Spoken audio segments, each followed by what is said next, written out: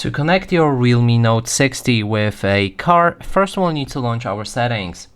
Then we can navigate to the connected devices right here.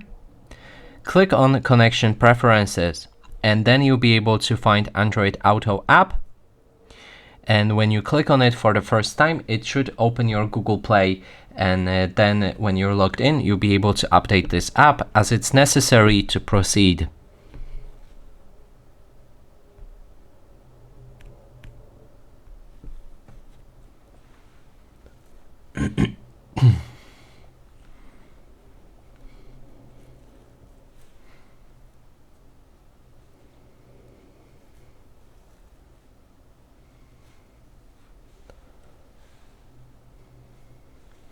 When it's installed, we can go back and click on Android Auto again. Then there's the Connect Car button. Click on it and proceed with the on-screen instructions to connect your phone with the car.